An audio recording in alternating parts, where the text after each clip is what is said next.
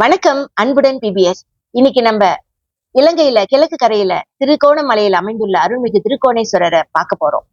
அங்க திருக்கோணேஸ்வரரையும் அம்மாள் மாதுமை அம்மனையும் சேர்த்து வணங்கி நம்மளோட குடும்ப நலம், தொழில் வளர்ச்சி, எல்லா இறையருளும் கிடைச்சி நம்ம மன அமைதியோடு வாழணும்னு பிரார்த்திப்போம். அங்க நம்ம போறப்ப அங்க அந்த கோயில்ல என்ன செய்யணும் என்ன செய்யக்கூடாதுன்றத ஒரு லிஸ்டே போட்டிருந்தாங்க.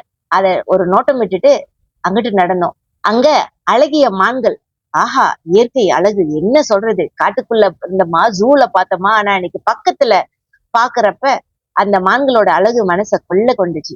அந்த மான்களை பார்த்துட்டு மயிலை பார்த்துட்டு அப்படியே நடந்து உள்ளுக்கு போய் திருக்கோணேஸ்வரரை பார்த்தோம். ஆஹா, இந்த கம்பீரமான சிவனோட சிலை மனசுக்கு ஒரு உத்வேகத்தையே கொடுத்தது.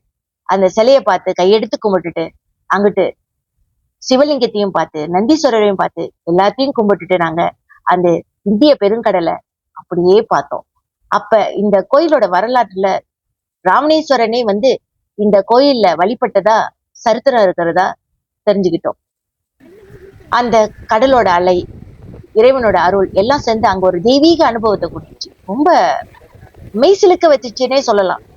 அவ்வளத்தையும் பார்த்துட்டு அங்க நம்ம தமிழர்களையும் பார்த்தோம். அங்க நம்ம தமிழர்களை பார்த்துட்டு அவங்க கூட கொஞ்ச நேரம் பேசிட்டு கோயிலை சுத்தி பார்த்துட்டு நல்ல திருப்தியா வழிபட்ட சந்தோஷத்தோட வெளியில வந்தோம்.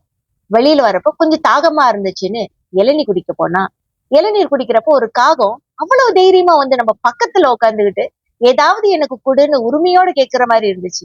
சரி, கையில இருந்த ஒரு பலகாரத்தை எடுத்து காக்கைக்கு கொடுத்தோம். கொஞ்சம் கூட பயப்படாம நம்ம கையில வாங்கி அவ்வளவு பக்கத்துல பறந்து போடுச்சு.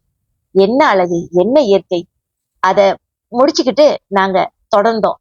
நடந்து வர்றப்ப திரும்பியும் அந்த மானோட அழகையும் மயிலோட அழகையும் பார்த்து எங்களை மறந்து பூரிச்சு சிரிச்சு மகிழ்ந்து இறைவனுக்கு நன்றி சொல்லிட்டு எங்க பயணத்தை தொடர்ந்தோம்.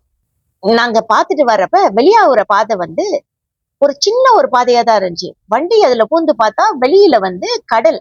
அந்த கடலை பார்த்துட்டு அப்படியே நாங்க கடலோட அழகை ரசிச்சுக்கிட்டே போனா அங்க ஒரு விநாயகர் கோயில்.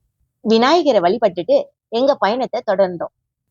எங்க பயணத்துல இந்த திருக்கோணேஸ்வரரை பார்த்தது ரொம்ப மறக்க முடியாத அனுபவம்.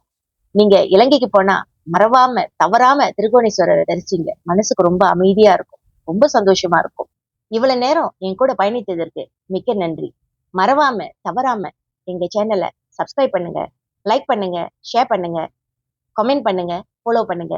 உங்களை எல்லாம் மீண்டும் ஒரு வீடியோவில் சந்திக்கும் வரை நன்றி, வணக்கம், பாய்.